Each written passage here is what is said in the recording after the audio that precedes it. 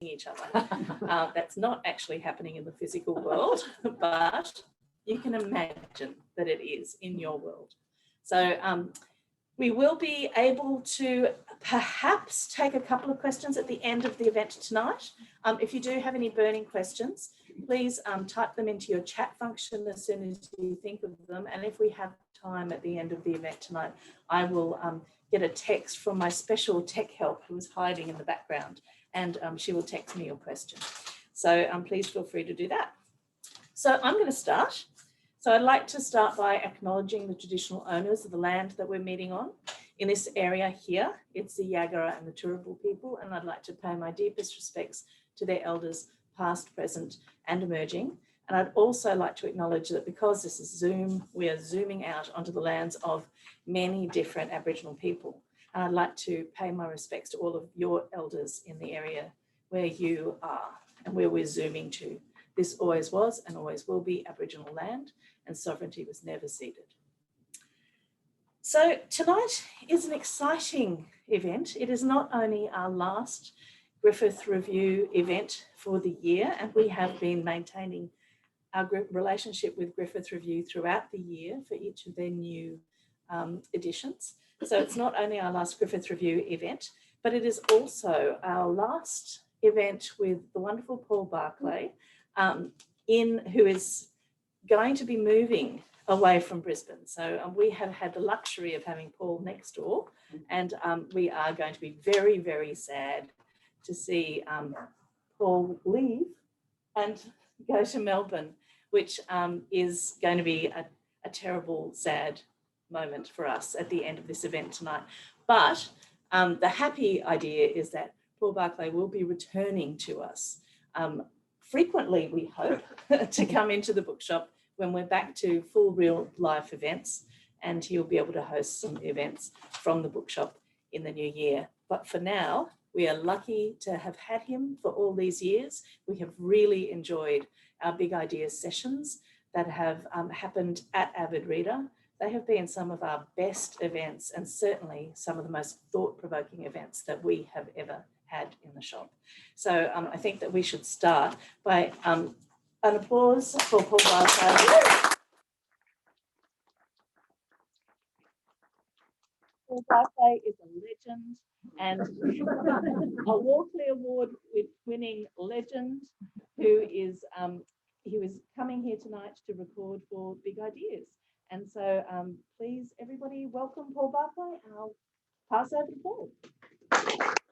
Well, thank you, Chrissy. It is such a pleasure to be here at Avid Reader tonight, as it has been every night that I've been here for, God knows how many years, probably 20 years or so. And as you said, you know, so many incredibly memorable conversations that have taken part in this little corner of the bookstore here against the backdrop of the bookshelves. It's been an amazing pleasure, and it will be something that I'll miss terribly in Melbourne. But I'm here tonight to talk about the new online series that the Griffith Review has been running, the focus of which is the climate emergency. The online series is called The Elemental Summer, Earth, Wind, Water, Fire being the elements in question. And we've been seeing some of those elements wildly exerting themselves recently. The big storms that have swept through the southeast, and an uncontrollable fire until recently on Fraser Island. The Griffith Review series features some terrific writers, researchers, scientists and thinkers, all discussing in various ways the great challenge of our time. 2020 began, we all remember, with bushfires engulfing vast swathes of the nation, fires so ferocious and devastating that we were collectively shocked at the loss incurred, the loss of homes, of lives, of livelihoods, and of course the loss of wildlife and biodiversity. And then came the pandemic, which so overwhelmed us that the reality of the climate emergency was pushed aside. After all, how many crises can any of us deal with at the one time? And now, as the year comes to an end, I think there's a renewed realization of the dire predicament that we find ourselves in and the fact that it requires drastic action. Tonight, I'm joined by three of the writers commissioned by the Griffith Review to contribute to the Elemental Summer series. On my immediate right, Professor Susan Harris-Rimmer is the Director of the Griffith University Policy Innovation Hub and leader of the climate justice theme of the Griffith Climate Action Beacon. Next to Susan, we have Joëlle Gergis, award-winning climate scientist and writer at the Australian National University and author of Sunburnt Country, The History and Future of Climate Change in Australia. And next to Joëlle, we have James Bradley, novelist, critic. His books include a book of poetry, works like Rack, The Deep Field, The Resurrectionist, and Clade. I could go on. Please welcome our three fantastic writers tonight. Now, Joëlle, apart from being a writer, you're also an Australian lead author on the UN's IPCC report.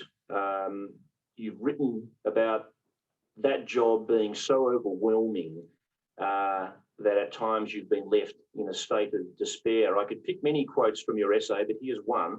The more I hear, the more I realise that the situation is much worse than people can imagine.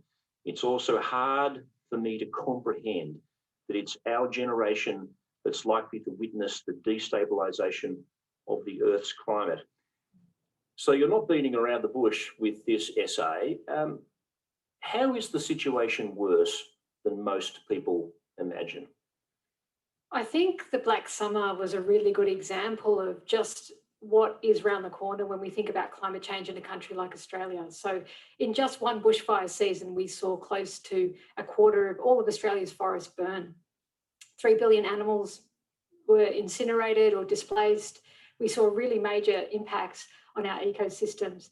And I think it was really a moment where I realised that in the past, we've seen bushfire seasons that might have just happened in one particular area, but we were talking about most of the eastern seaboard just engulfed in flames and even across to Western Australia. So we're now talking about these events that are starting to coalesce and turn into these mega fires and events that are really unprecedented when we look back into our history. And so when we think about climate change, some people sometimes forget that Australia is actually the most vulnerable nation in the developed world when it does come to climate change, because we are a big arid continent, which is really limited by moisture availability. And so we're a country that is really susceptible to climate variability and extremes. And I think seeing this play out in real time has been a really challenging and confronting thing as a climate scientist, also because it's coming on the back of also losing 50% of the Great Barrier Reef in just 5 years. Now, that's something that I think, rolls off the tongue easily, but if you actually take the time to think about what that means, what it means is that we're witnessing large-scale ecosystem collapse on our watch right now. And I think being involved in a UN process like the IPCC provides you with this sort of bird's eye view of what's going on, not just in Australia, but all over the world. And with just 1.1 degree of warming, we're already starting to see large-scale ecosystem collapse of the largest living organism on the planet. We're seeing these horrendous bushfire conditions that will become average conditions by 2040 and cool conditions by 2060. Again, take a moment to really take that in. So what's considered an extreme in the current climate becomes average in just a handful of decades. 50-degree summer temperatures, I mean, the list goes on. And so I think sometimes we can be complacent in a country like Australia because we're relatively safe and stable. But every now and then we get these reminders, as we have had here on the East Coast over the last few days, where we've seen torrential rainfall, really cyclonic conditions happening outside of cyclone times. So that's really an intensification of the water cycle, which is thermodynamically expected with what we know about climate change and how that plays out in real time. So it's a dire picture. I think that we often think of scientists having such a grasp of the detail, being so immersed in their work, a bit like doctors who see sick people coming through their office day after day after day, but somehow remain detached from the emotional connection to those patients because it's a matter of survival for them, really. At some point, you lost the ability to remain emotionally detached from this work you allude to in the essay? Do you know when that happened, when this stopped being just the work that you did, that you applied yourself to, and that it started to really get into you emotionally? I think for me, it really started a few years ago, seeing the Great Barrier Reef dying. I think understanding that that is not going to come back, understanding that that is a World Heritage Area. It's, like I said, it's the largest living organism on the planet. It's symbolic of greater things. And the fact that we're watching this happening in real time, and that it's happening on our watch, and we know why it's happening, and yet we stand back and don't do anything about it. I think that's been extremely hard for people in my position to sit with that reality, understanding that there's so much we can do. All the solutions are at our fingertips. And I think that drives a lot of people crazy, really thinking about that sort of thing. But for me also, just experiencing personal loss, losing my father, and realizing that once you lose something, it's gone forever. And that's true of the natural world, and it's true of the stability of the planet as well. I mean, in terms of these things on human timescales, irreversible in many respects. So I think it's a case of, for me, it was this realization that loss is really a one-way street. Yeah. Yeah. So James and Susan, I mean, Joelle's essay is really, in some ways, talking about a struggle to stave off despair. And as we'll talk about Joëlle with her later on, a sense of what is the role of a scientist in a world like this. Just wondering, James, do you feel a similar sense of despair? I mean, I know you've got children. You've written about your kids in some of your work. I mean, how do you see moving forward in this scenario that is so incredibly frightening? Well, I think it is very frightening. And I think one of the things that is very difficult, as Joëlle just said, is actually kind of taking it on board. I mean, I think people find it very difficult to think about it, to imagine it, to kind of make sense of it. I mean, how do you imagine a world that's altered in that kind of way? How do you imagine a world that is so utterly transformed and in relatively short order? I mean, we're looking at kind of, well, as I saw someone say the other day, we need to stop thinking about, this year is the hottest year on record, the hottest year of the last century. It's in fact the coolest year of the next century. So I mean, we're kind of racing into that world. And I think there is a real tendency when you look at that for people to just drop their bundle. I mean, there's something about you, there's kind of two responses. One is to kind of sink into despair, and the other is to just ignore it, and the problem is the ignoring becomes harder and harder to do as reality kind of intrudes. And I think the thing, though, is that what we need to do is to kind of somehow find a way of recognizing honestly what's going on, because once you actually grapple with what's going on, 99% of our political discourse becomes meaningless. The questions are utterly transformed. And once you've done that, you can kind of get to a place of what you can start saying, so what do we do now? What is the next step? Because, at the end of the day, 2 degrees is better than 3 degrees, 1 point, do you know what I mean? There's this thing about kind of the more we can do, the more we can save is the better. And what we need to do is be working towards that. And that kind of embrace of trying to do what you can do is actually the thing that helps you stave off despair, I think. And I think also, I actually think there is something about that kind of descent into that kind of almost masturbatory kind of despair, which I find really troubling, because it does seem to me that, as Joëlle said, the solutions are there, but lots of the solutions are actually political, lots of them are economic, lots of them are about injustice. And if the people who are causing the problem, who are us, are saying it's all too hard, we're going to give up and run away, we're not the ones who are going to suffer the worst consequences of this. Most of that ends up in the world's poor, who are not creating the problem. The problem is the world's rich are creating the problem, the world's poor feel the problem. And so what we need to do is to kind of get away from that kind of that kind of lazy despair, that kind of performance of despair. I mean, one of the things that strikes me, Susan, is that we've seen the wildfires, the floods, the storms, the disappearing beaches, the bleaching of the Great Barrier Reef. We've lived through these epic droughts.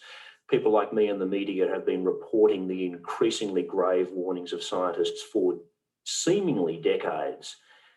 Yet here we are in 2020 still debating climate change.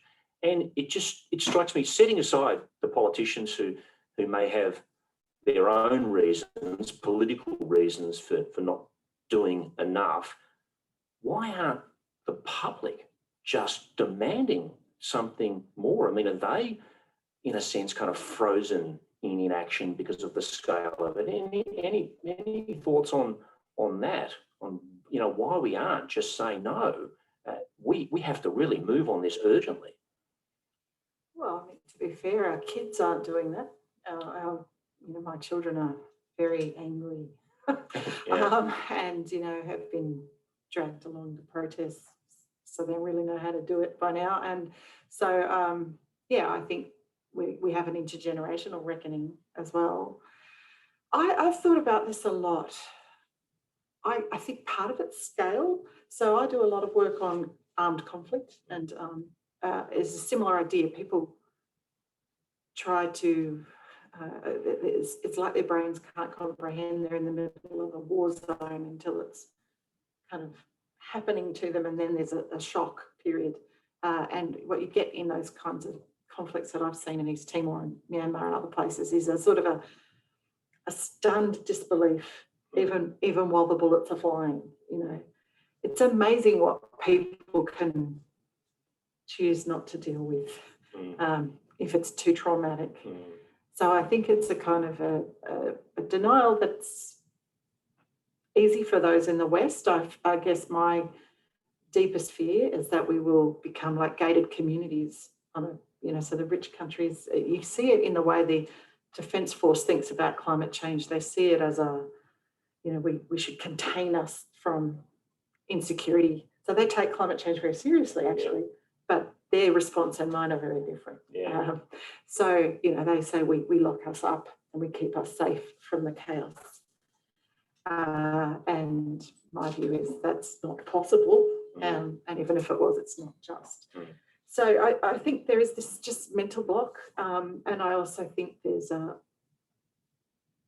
what we have to admit to ourselves is what we've done to the generations to come and what we've done to Indigenous people.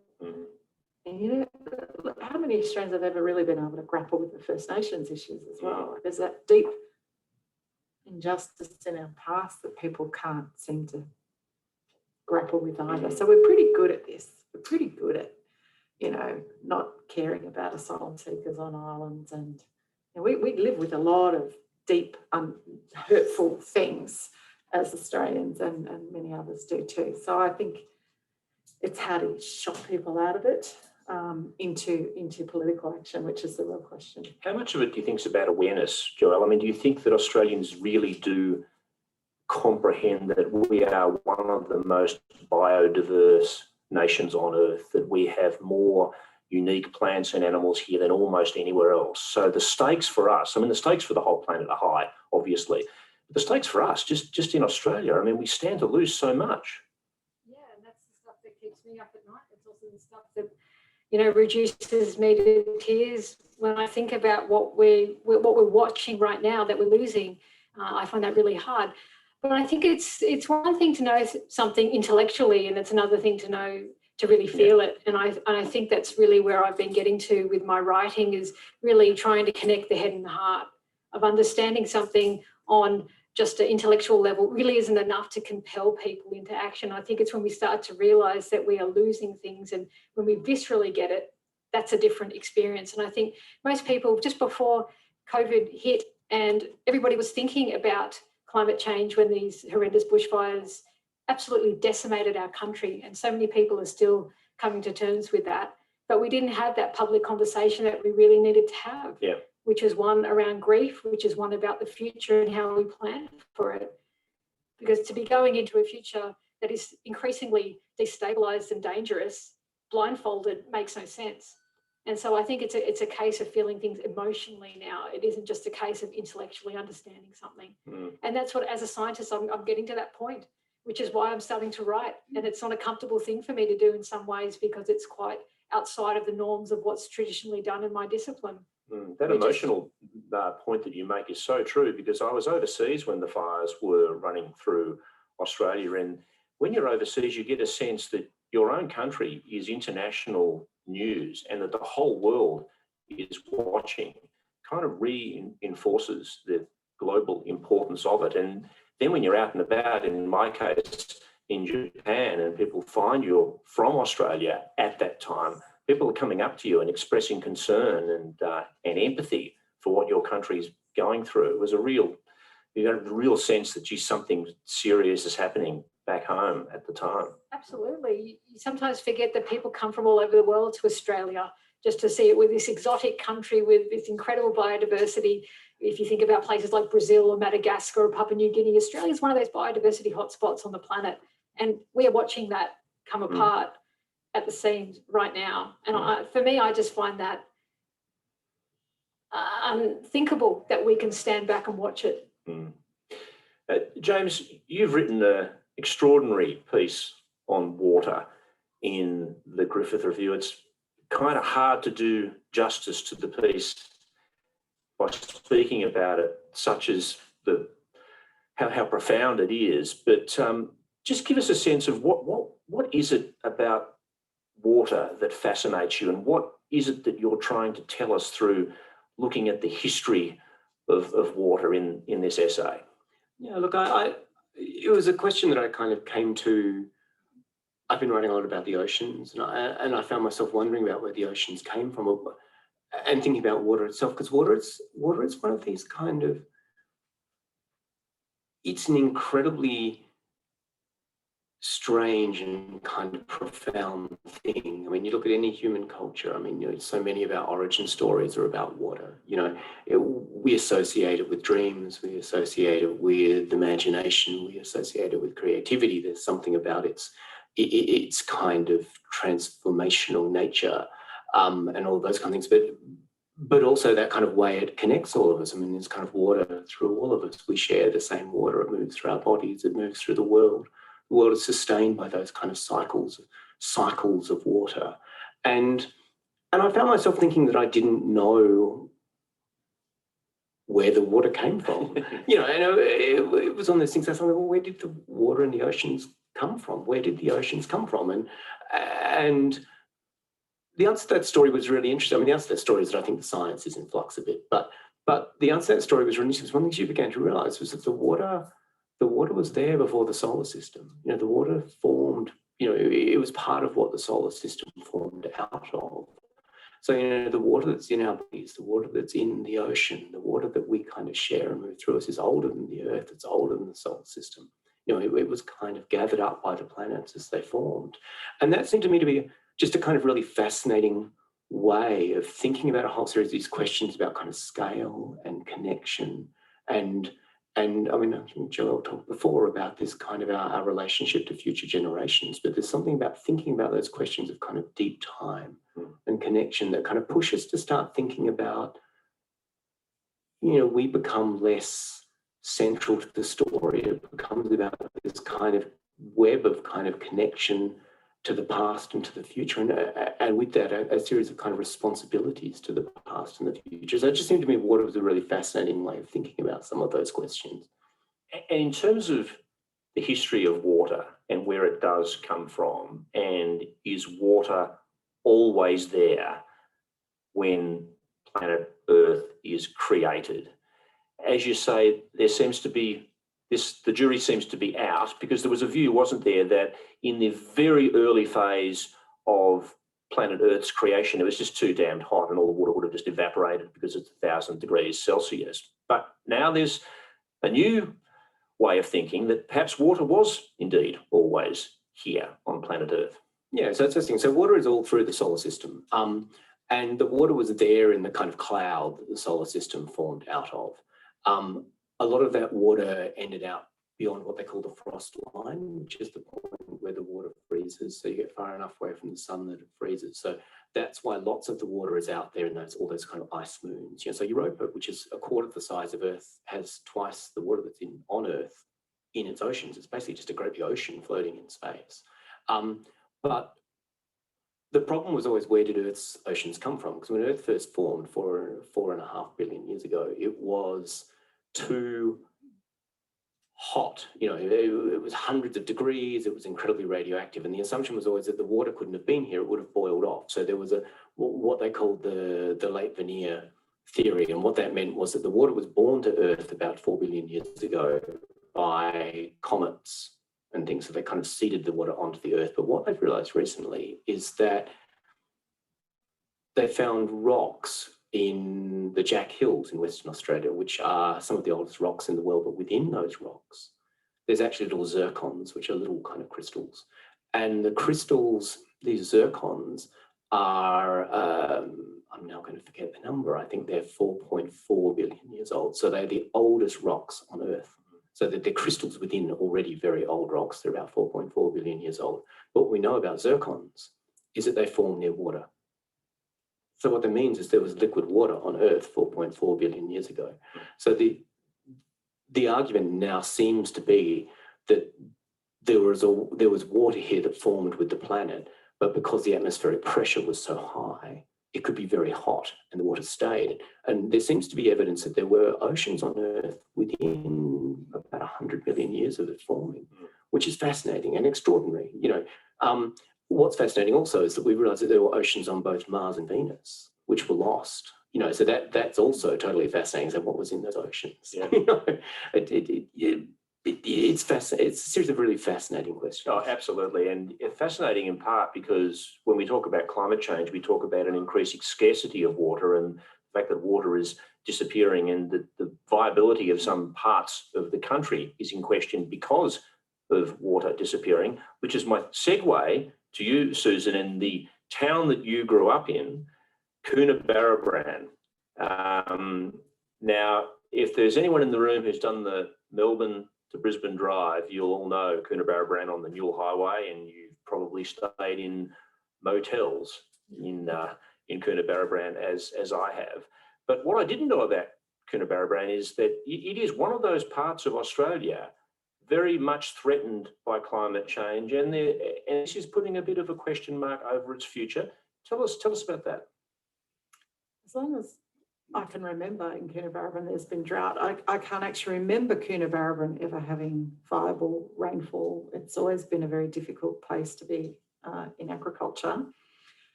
But it's got particularly bad. This last drought was devastating, and they were getting to the point of water being trucked in just before the rain finally came in March. But as we know from the climate science, you know, it's just a short-term thing. We know that those places are going to get less and less water, and they're going to get more extreme inundation, but less water over time. They don't have the water storage that can deal with it. So there comes a time, I think, where you look at this ancient, beautiful place, a very special place in terms of, you know, old volcanoes, and, you know, it's got an amazing landscape, very dramatic. And you think it's not going to be able to be habited. It's barely habitable now. I mean, even as a child, I think it really wasn't particularly habitable then. The Castlereagh has not had any water in it as long as I've been alive. So, you know, there's these hard decisions I think people are starting to make about, can I put up with another drought? Can I put up with another fire? The Wombalong fires were one of these first really vicious hyper fires that hit Australia. It was the first one where we had coroner's reports and parliamentary inquiries saying people didn't do anything wrong in fighting this fire. The fire is different. That was the first time. And so people didn't get compensated either because there was no negligence. It's a different type of fire. And that's what people are going to find for these massive fires we had this year. Actually, fire has changed. And what I started to think about was that we've been familiar with the idea of climate refugees for quite some time, and we've spoken about it as a problem for other countries. In fact, we've spoken about it as a problem for small South Pacific island nations, and the fact that Australia may have to be a country where these people relocate to when their islands go under. But I hadn't thought of the fact that, no, we have parts of Australia where people are going to have to flee like refugees from within our own country. That's right. What a thought. It might be less dramatic in some stages, but I'm thinking not as incremental as I expected. One of the things I would say that Pacific Islanders listening to us, they're not small island states, they are big ocean nations. Yes. They're the blue Pacific, and they're talking about being recognised as a continent, which is a lovely way of thinking about the way we think about oceans. Yes, I think that's right. I think there are people in central West Queensland who've just had the hottest spring they've ever had that are making some deep calculations about their future. There are people who live on coastal regions who are getting their houses smashed into the sea. There'll be a lot of people who bought very expensive property at Byron who'll be rethinking again, the Noosa. There are lots of parts of Australia that it doesn't take much modelling, and all the modelling is out there for people to see. You can put in postcodes and see what's going to happen to it over time, and it's not pretty. Yeah. So, Joëlle, how much of Australia do you think is in that position of potentially being uninhabitable in the next 20, 50 years or so? Yeah, it's a really good question. Your very first question to me was, what moment did I realise that things were really quite as bad as they are? One of the major moments for me was this in the middle of the year when the latest generation of climate models were run, and the Australian analysis was basically run by a group of scientists from the CSIRO and the Bureau of Meteorology and university research groups. And basically the models are showing that Australia on average could warm up to 7 degrees by the end of the century. 7 degrees, just get your head around that for a moment. But on average, say 4.5, there's a spread in the range because different models have different parameters. But generally speaking, on average, Australia will warm by about maybe 4 to 5 degrees by the end of the century. And that's an average temperature. So if you can already think, we've already warmed by 1.1 degree. And so we've already seen the sorts of impacts that we can see with even a modest degree of warming. And so with that will come things like 50-degree summer temperatures in our capital cities. That will become a regular feature of the Australian climate, the Australian summer. And sometimes, and this is something I teach my students, 2/3 of Australia is either arid or semi-arid. So most of the continent is actually, we're a big desert, right? So we're actually really water limited already. And so there are going to be places that become, they're already marginal when it comes to viability because of water resource availability. But in the future, those places become increasingly precarious to live in. And the other thing I wanted to mention about the recent drought was that people say, oh, well, we've been through drought before, so what's the big deal?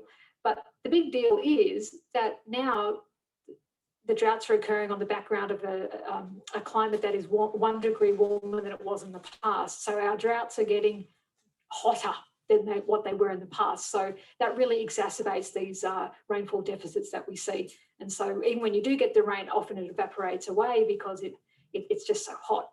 So, I mean, the CSIRO has done extensive modelling to look into the areas that will become increasingly more marginal. And I mean, they're areas that are fairly marginal today.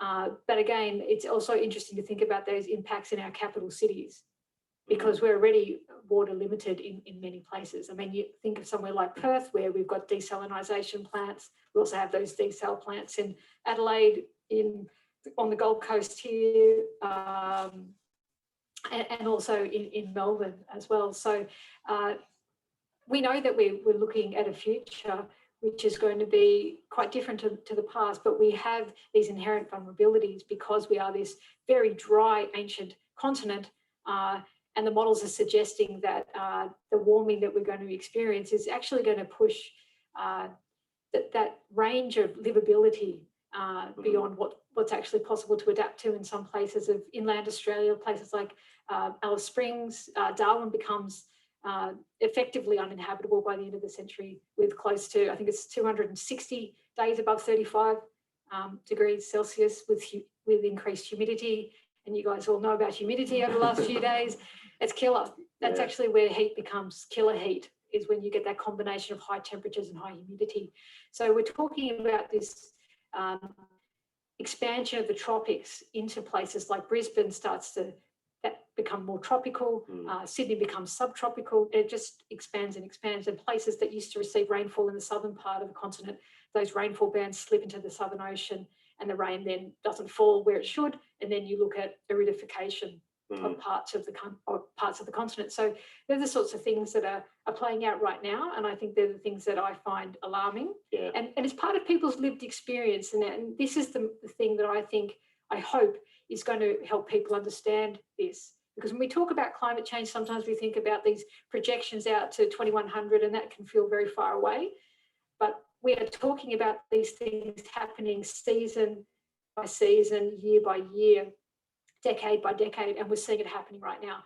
And I think people like myself are starting to try and join the dots for people so they can make that connection between understanding that the Black Summer will no longer be an extreme event, it will be average in 20 years. I think for us in Queensland, there's another idea, which is the storms, the very serious storms. So the only people I know that are more depressed than human rights lawyers and climate scientists are actuaries, right? So there's going to be significant numbers of us who will be uninsurable. So that means people are living a life where shocks can no longer be, like our community is as it is because when we have a shock and a loss, we have insurance for most of us. And that's going to start going. You just won't be able to get insurance if you live in certain places doing certain things, right? So that's coming. That's starting right now. And insurance is starting to talk about just walking away from great swathes of this country. So then what do? If you can't insure your house, what happens then? It's already happening in parts of northern Queensland. It is, yeah. And I mean, I'll come to you just in one sec, James. So I just was coming back to Coonabarabran. I mean, you know, I think for a long time we've thought about climate change as something that's coming. And if you start all of a sudden thinking about climate change as something that's here now, in a place like Coonabarabran, are people already packing up and leaving because they can't see a future? They already did after the fires because of the compensation issue. People gave up and left. And during the worst of the drought, we were watching what was happening to the towns around us. People had to use bore water. And it was miserable. If you can't have any water in a really hot place, it's a miserable life. And it was, you know, people who live in Coonabarabran have a deep sense of connection to the world around them. They're watching the birds die and the animals die and the roadkill. And, you know, so it's a sense of I can't do this anymore. I can't see the place I love be destroyed. So there was a significant loss of people after the Coonabarabran bushfires, and just at the end of the drought, people were starting to leave as well. And then COVID happened, and suddenly being really, really far away from everyone was kind of cool. Yeah. Sorry, James, I interrupted you. You were going to add something, I think, to what Joëlle was saying. No, I was just going to say that, I mean, I think with the insurance thing is one of those moments where what you begin to see is that, I mean, we're talking a lot tonight and there are a whole series of very serious questions about how we imagine this and how we think about this. But an awful lot of these problems are simply political. I mean, one of the reasons that Australia has a much lower level of acceptance of the reality of climate change is because there has been an incredibly well-funded, active campaign of disinformation run by politicians, media and lobbyists over, 20 years. So I mean, it's one of those things where these things can't be divorced from the kind of political and economic structures that are driving them. And the insurance thing is kind of a sign of that. I mean, the insurers all know it's coming. The insurers are all planning for it, but we don't have an investment kind of regime in Australia that simultaneously we're still investing in the industries that are creating the problems. And I think it's really important to keep that in the conversation, that sense that one of the reasons people struggle to think about climate change is because they're being lied to all the time. I mean, we came out of the bushfires and we had, companies like News Limited running active campaigns of misinformation. They're immediately saying it was arsonists. They're immediately saying, it was about greenies preventing clearing. I mean, when all of the science says that that's not right. So I mean, I think you must never let go of that sense that there's a kind of economic and political thing happening here as well, and it's about money. I'm interested, James, you've written about environmental apocalypse in a series of novels aimed at young adults. At some point, did you decide to write explicitly or almost explicitly about climate change and the threat to landscape and plants and animals and so on? I'm not sure. Yeah, well, yes, I did decide to write about it explicitly, and it was kind of intentional, but it was perhaps less agitprop than that makes it sound. I mean, the first book novel I wrote in that space was Clade, and one of the things I found was kind of what we're talking about here, which is that whenever I tried to think about what the world was going to be like in 50 years or 100 years, I found that I just couldn't imagine it. You know, I found that it was too hard. How was it going to be changed? And so in a weird kind of way, I wrote the novel as a thought experiment, kind of moving about a century into the future bit by bit, about thinking how it's going to change and how it's going to affect people's lives.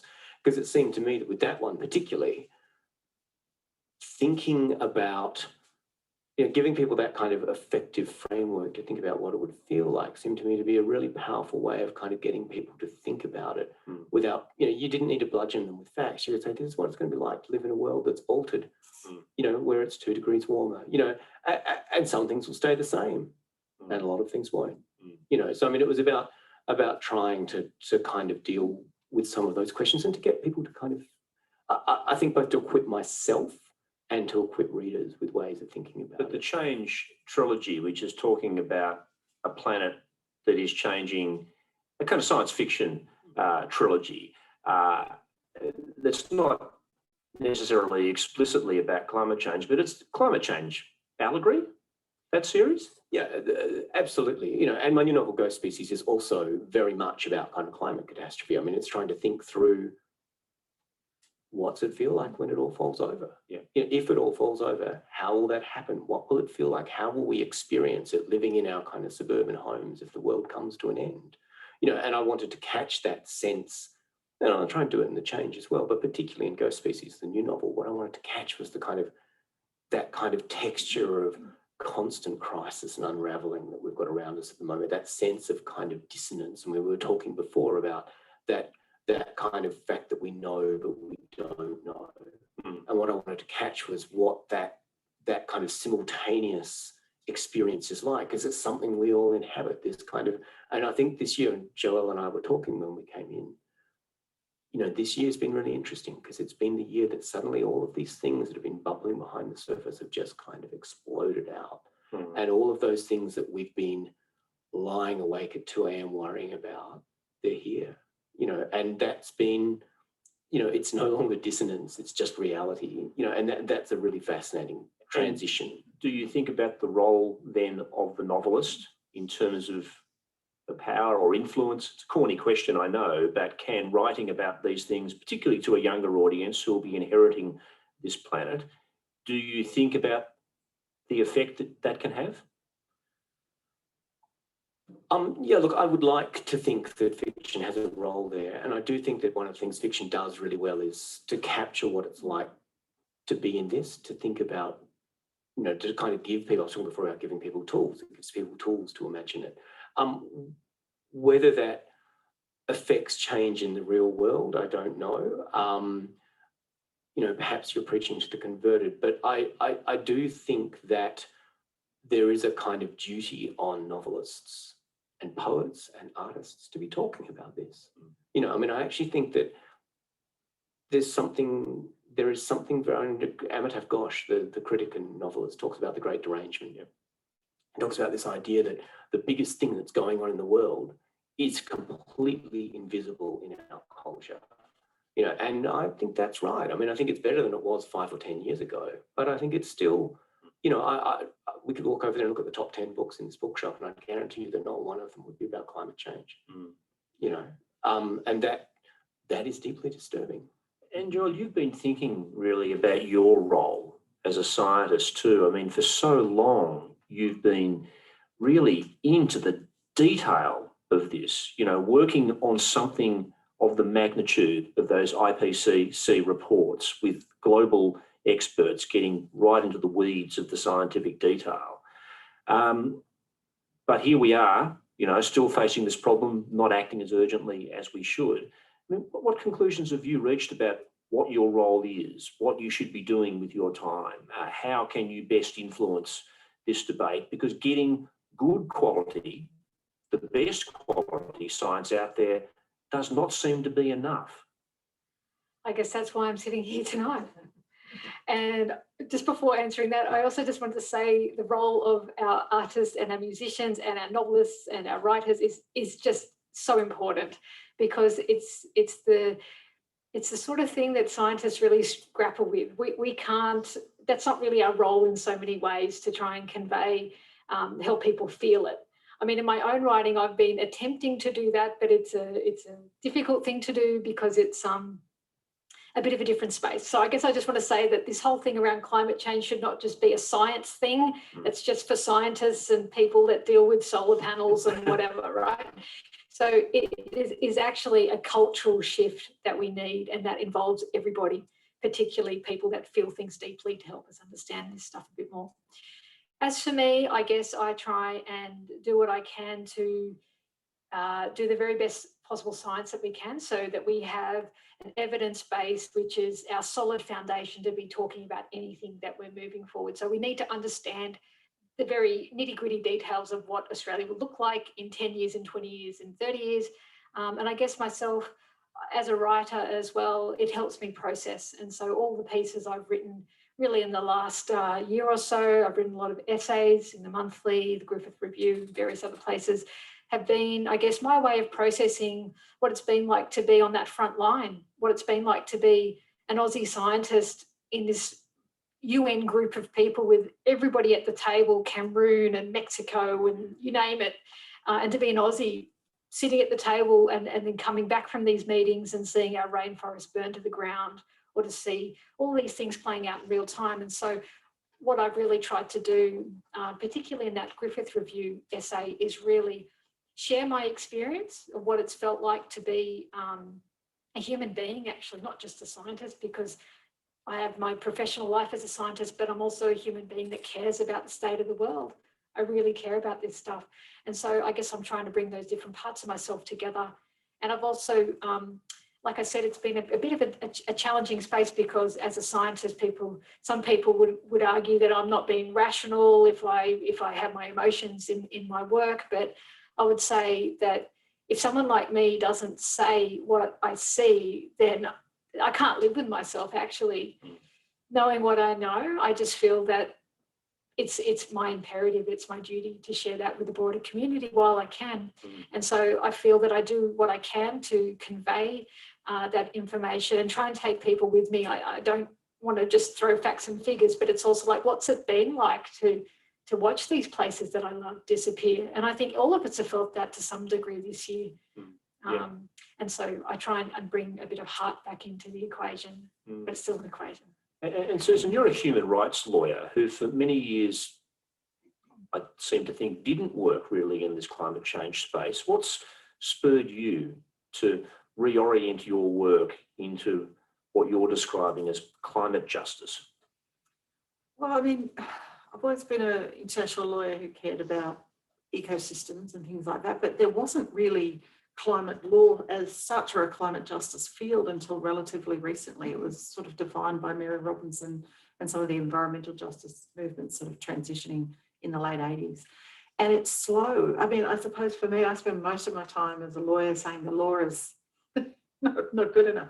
You know, you have to break out of the legal system to get real change in other ways, because it's too slow and too partial and too not implemented when you have these beautiful ideals on paper. But having said that, you know, there has been some change. You know, we have a new special rapporteur on human rights and the environment. We have lots of people working on the right to a healthy environment now. I'm just acknowledging my colleague Bridget Lewis over there from QT as well. You know, we're doing as much as we can on the human impact of climate change, which is always what we've been doing. If you think about COVID, the Secretary General said COVID is like an X-ray that is showing all the fractures in our spine, all the inequality that is ruining our society, just kind of laid naked on the table, on the surgery table. That's what COVID did. Climate change is going to be much worse. everything I know about the way marginalisation and violations work in our society is just going to be so much worse even than COVID, because it is so fundamental to the fabric of the way we live and how we live. So I'm not the only human rights lawyer who's moving into this climate justice space. Almost all of us are, because human rights are bound to our environment, they're bound to our relationship with the natural world.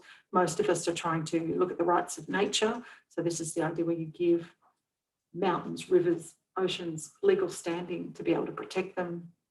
You think about the animals and wildlife and biodiversity in that kind of rights framework. The right to health, this pandemic is intimately bound with climate change. And so, we're trying to think that through.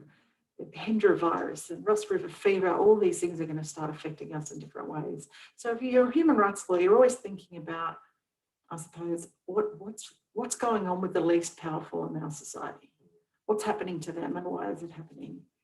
So climate justice is another way of thinking about that. What's going to happen to the least powerful, and what can we do about it? And it is overwhelming. It is a grief process, and it is a process about trying to say to people, my little hometown suffers and is suffering, and I feel like Coonabarabran's very quintessentially Australian. I mean, I'm a lot of things, but I'm very Aussie somehow, coming from Coonabarabran, which is not always what you expect from a human rights lawyer, right? And I hope that connects with people. This is a little town that everyone knows. This is a town people have driven through, and hopefully, if they can find that human connection with a place, maybe they can identify and empathise with those people a little bit more. Now, am I saying people of Coonabarabran are climate activists? I am not saying that. I've been very anti-fracking in Narrabri, and they're very proud proponents of Lock the Gate and various other things. But I'm not saying that the folk in Coonabarabran share my framework on this. Yeah. But I am saying it's going to be people in towns like Coonabarabran who are going to get left behind, and they're going to be seen as marginal and unviable. And, so that's why I'm bringing their plight to your attention. Well, just in parenthesis, Coonabarabran is just near the Siding Springs Observatory, which is one of the best places in Australia, I'm told, from you in your essay, to see the dark emu constellation. And you write that this place delineates the lines where human need meets the natural world, which is a lovely turn of phrase. I love Siding Springs. It's very special and nearly burnt down in those terrible fires. But the idea that you have the most sophisticated and interesting astronomical equipment and people behind you, and then in front you see the Warrumbungles, which are this very ancient, very sacred place to more than one Indigenous First Nations peoples. And, they meet in the middle, and there's something beautiful about that. But the skies in Coonabarabran are very, very special. And what I love, the Indigenous people growing up, always telling us, you look for the dark between the stars, and that's how you find your way. It's just the idea that you can map things in the natural world by looking at the dark between the stars. The idea that you can flip your worldview, right? First Nations people can help us do that. Pacific Islanders can help us do that.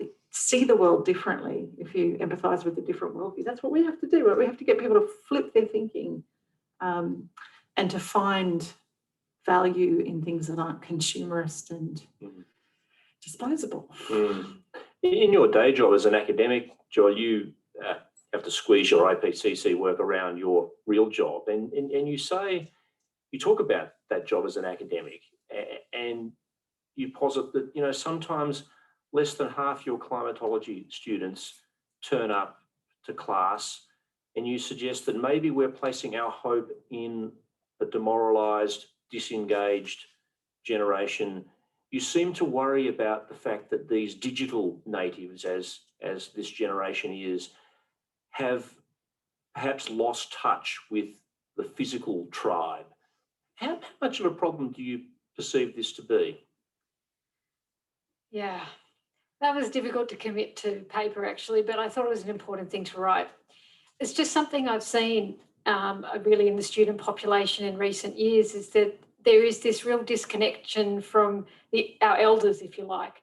There's a lot of these younger people, they feel if they can Google something, then, we're just content delivery machines, and that we don't have that much to offer in person, which I find really quite sad, because people like me and many others, for instance, us sitting at the table at the UN and learning about the state of the planet, and really want to tell the next generation everything that we can to help equip them with the technical skills and the other skills to really be leaders and to do that work. But I do feel like there is a bit of an intergenerational shift that's gone on, where I guess, which I find a little bit jarring, because I guess I've had the benefit of training with some of the elders and some of the most esteemed climate scientists in the country. And I know that you just can't Google the wisdom that they carry. It's just not something that you can do. And I think that something profound is lost in that process of not sitting together and really connecting with each other as a human tribe, if you like.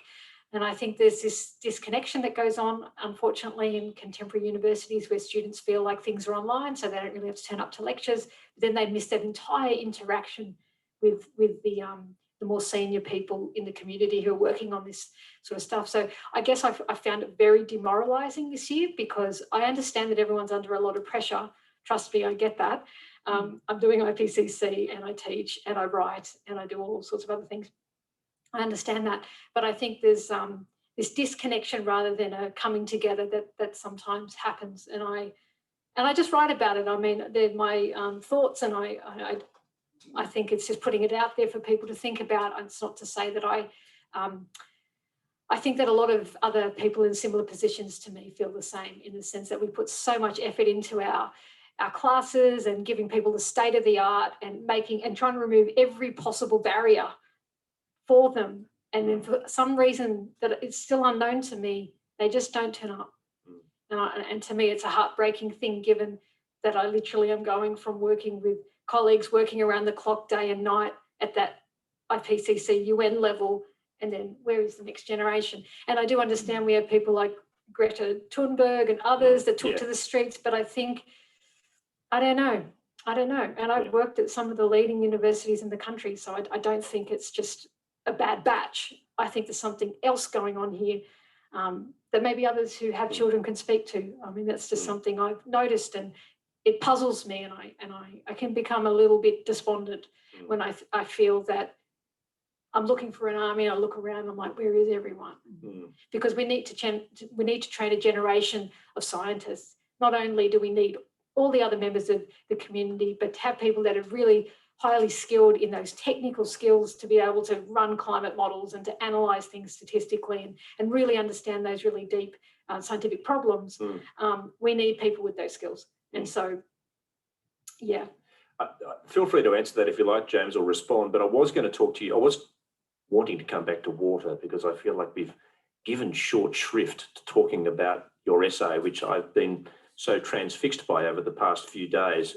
This irony that we're facing a shortage of water, but in a sense, water is also everywhere. And you write about this vast reservoir of water, 700 kilometres under the surface of the Earth. You talk about water being in the solar system, in planets in our solar system, when we've been desperately searching to find this bloody water and sending probes into all of these planets, because we figure if we find water, we'll find life. And then by finding life, we can find out more about how life survives. There's something deeply metaphorical, in a sense, about your essay on water, it seems to me. Yeah, and in an odd kind of way, I'd go back to that idea of connection that Joëlle was just talking about. I mean, it seems to me that once we start thinking about the way water moves through us, water is part of our bodies, it's something that we share. It goes in and out of our mouths. We pass it between each other in various ways. But I mean, it pushes us towards a kind of appreciation of our connection to other people. And one of the things I wonder listening to Joëlle talk is that we live in a society where increasingly the structures that order our social lives are ones created by kind of capitalism. I mean, they are, you know, social media, they are the internet, they are things like that. And what they want to do is to make us completely frictionless. They want to make us, in a sense, there's this kind of, we're given this kind of endless connection to each other, but it's a connection that isn't a real connection a lot of the time. What we're supposed to be is kind of these fluid, contracting, gig economy working kind of people who can move anywhere at any moment to do anything. And that seems to me to be a really destructive way to live. I mean, it seems to me that it's our connections to other human beings, it's our connections to place, it's our connections to, you know, the landscapes that we know that enrich us, that make us alive. And I wonder whether there's something there about water doing that for us. I mean, there's also a whole lot of really fascinating science about, you know, being near water is good for people. Yeah. You know, I mean, and the science about that is actually quite robust. You know, being near water is really good for you psychologically. Actually, you were a keen body surfer in your younger years. Is that right? Yeah, I'm a bit old for all of that now. Yeah, But, join the club. Yeah. And look, I mean, I always found fascinating about being in the surf, and I actually say this in the essay, is that, you know, we used to go out to the back breaks in Sydney with hand skis and things. So out there with really big waves, and you know, I almost drowned a couple of times too. So I don't want to overstate my skill at this. But one of the things that was always fascinating about that to me is the act of the surfing is wonderful, but there's this thing where you get out there and the waves kind of move underneath you and you're kind of floating there in the water, and there is that sense of immensity, like that sense that you are connected to everything, that sense that there's these huge cycles of kind of time and planet moving past you. And, you know, Freud talks about oceanic feeling. I mean, he talks about that idea that, you know, the origin of religion is in this kind of sense of the immense, you know, and I wonder whether, again, that's a way of kind of thinking about our connection to things. The ocean brings us back to that idea of our connectedness to things and to this kind of sense of scale, which alters our perspective on things in really important ways. Yeah, I think that's a lovely lyrical point to leave the conversation tonight. It's been a fantastic chat. And at this point, we take questions normally. And what I'm going to do is, because this new unusual format where there is Zoom, and hello to the Zoom audience, I might hand over to Chrissy and let you handle the question and answer session. But perhaps before then, please put your hands together for our fantastic speakers tonight. James, Joëlle, Susan. This has been an absolutely fantastic session. Thank you, guys. Really important information. Just coming back to that James Bradley, that I looked at the top 10 of avid reader, and 3 of them touch on it. So our number 1 bestseller is Loving Country by Bruce Pascoe and Vicky Shukuguruglu, and it definitely touches on climate change. Carla Ravelli's essays, I think they touch on climate change as well, and that's number 4. And Julia Baird's Phosphorescence, about the world going dark. So a normal bookstore, you might find the top 10 should not include any climate change books, but Avid Reader Bookshop is definitely all across it. So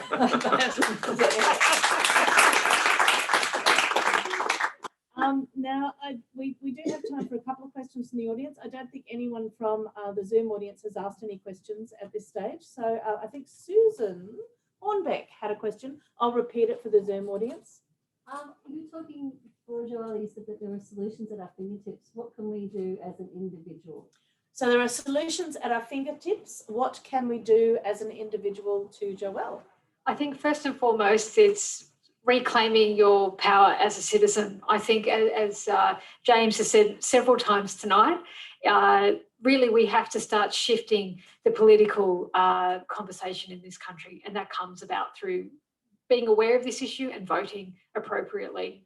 I think ultimately that's really what it comes down to, aside from the personal measures that you can take in terms of the way you get around in terms of your transport and your electricity, solar panels, all that sort of thing. But ultimately, we need to be doing things on this collective level. And I think it comes about from realising that the progressive world is already moving on this. We have over 70 countries that have a net zero emissions target. Australia is a laggard. in the latest round of climate change talks, which just happened a few days ago. You know, we're a pariah nation out there with Saudi Arabia and Brazil and a few other people that just really don't want to come to the party here. And that is for very good reason. We have around a third of the world's coal exports. So there's a legacy there in terms of the reasons why that this is entrenched, but also Australia is the sunniest continent on the planet, yet we only have 3% of our electricity generated by solar. I mean, that's criminal if you think about it. So, I mean, and the list goes on and on and on, right?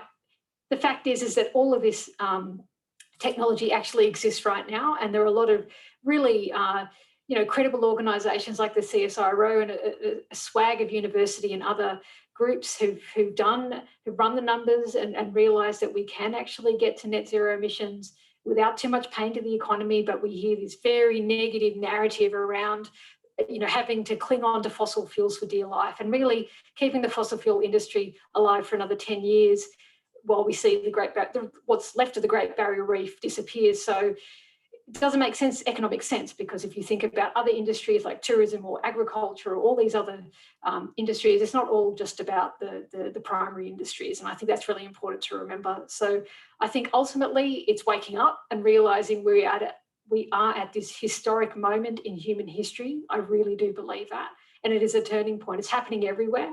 And we can see that there is this groundswell that is happening. And I do take heart thinking about the people like Greta and others and these school strikers. There's a younger generation coming through, but they're not really at that position. They're not really at that age where they can make a huge difference in terms of the spheres of influence where the political power lies. And so I think that comes down to us right now. And so it's also realising that climate change is not this far away thing. It's actually here right now, unfolding every single week in our country and all around the world. So I think ultimately it comes down to just reclaiming our power around what we can do as citizens and the incredible things that happen in terms of those social movements that we see in terms of civil rights and human rights and all sorts of things that can happen. So it's keeping the pressure on right now, and now is the moment to really be awake and really behind this. Fabulous. Are there any other questions from the audience? Could I just add, for Queenslanders, something you can do right now is to support the Torres Strait Islanders that are launching a climate justice action in the UN. So they're looking for support because they are facing some serious inundation issues and land issues, very similar to what's happening in the Pacific. So again, that realisation that it's not just, even if it was just our Pacific neighbours, that's bad enough, but it's actually also happening to our remote Northern Islands. And you can get behind them, you know, you can support them, signing petitions and, you know, so I think when you're thinking about actions you can do, try to make some of them justice actions. Start thinking about electricity bills for the poorest, which are just going through the roof in this country. Start thinking about, you know, people in rental housing getting solar panels. You know, what can you do to kind of help us transition in a just way? So, yeah, I would ask that because I feel like I see a lot of good people doing great things for themselves and their families, but we just have to get a little bit wider in our compass. Yeah, just kind of say one last thing. It's just reimagining a different future, because often we hear about the doom and gloom, which is it's too late for me. It's an important part of this conversation, is that we need to wake up to the reality of how bad things are. But then moving on from that, it's also reimagining the world we want to live in, which is a more just world, which is a safer world, and all of that sort of thing, which I think is a far more empowering place to come from, which I think people forget sometimes that is still in our hands, very much so.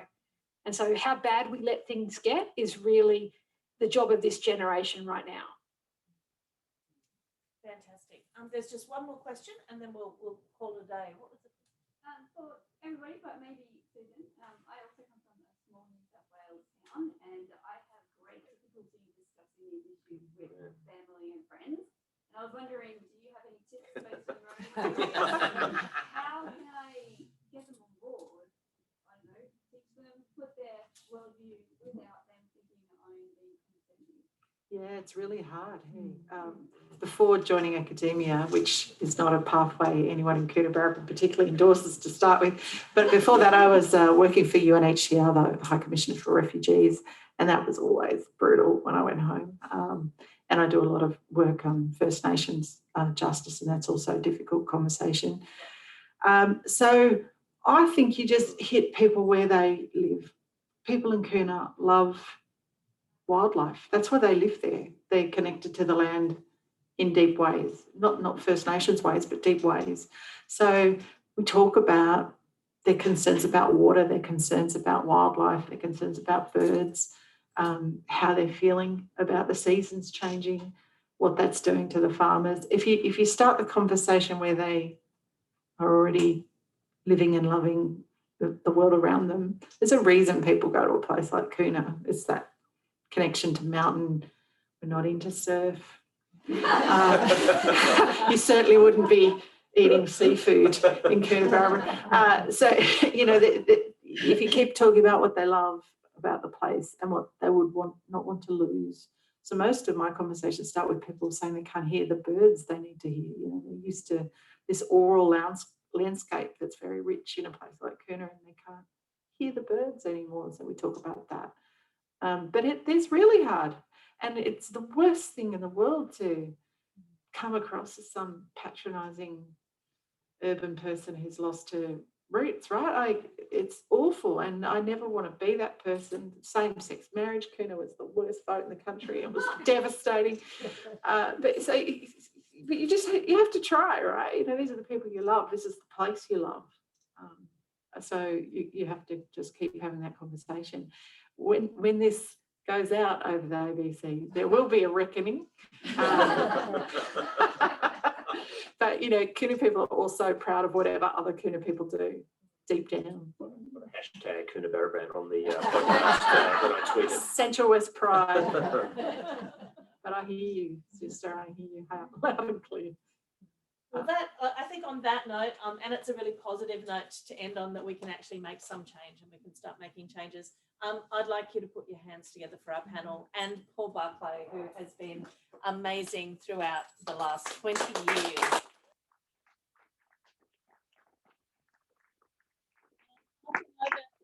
Jane, yes, who is just going to talk to the audience over here. Kind of on the wrong angle, but yes, so on that theme, hello, yes, I'm Jane O'Hara and I'm the Associate Publisher at Griffith Review, but really I'm standing in for Ashley Hay, the editor of Griffith Review, who is at the late, great Mungo McCullum's funeral, sadly, in New South Wales. So Paul, as we know, our good friend is moving back to Melbourne, and I saw Heather there somewhere too. All packed, all ready to go, and we will miss you, Paul. And so it's my bittersweet honour to bid you farewell and thank you on behalf of Ashley and Griffith Review and the team for all you've done over the years, chairing these events, recording them for Big Ideas, giving Griffith Review that national and international profile. But I also have my own thanks, Paul, because we've been great friends over the years, and you've followed me wherever I've been to also do great Big Ideas events. So we've had a Brisbane Writers Festival, Brisbane Powerhouse, State Library, and now here at Griffith Review. So he's not exclusive. He spreads his favours around. We don't need exclusivity. No, that's right. There's enough of him to go around. And as Chrissy said, always fantastic events. But Paul, more than that, you've just left an indelible mark on writers and ideas in Queensland and Brisbane, and you've really done so much. So I hope you know how appreciated you are for your mastery of the craft of interview. You do your homework, you read the books. One of my email correspondents said yesterday, go well tomorrow night. Paul always makes it all so easy. So just enjoy it. And you do, Paul, you make it all so easy. But he does have one flaw. And that is, he never tells anybody how good he is at interviewing. He lets that speak for itself. So tonight, we are going to help Paul trumpet his skills and expertise. So on that, I'd like you to reach under your seat and take out the surprise we put there for you earlier. Yes, you too, Angie Costa. That's it. Paul is the only one who doesn't have one. And together we are going to toot and trumpet Paul's generosity and his contribution to Queensland writers and writing. So on the count of 3, 1, 2, 3.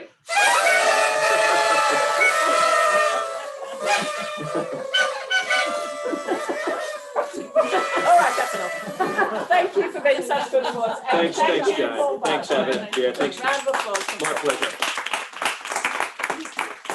Absolutely fantastic. All right, thank you everyone for Zoom. We will see you on the flip side. We still have a few more events to go before Christmas, so join us soon. See you guys.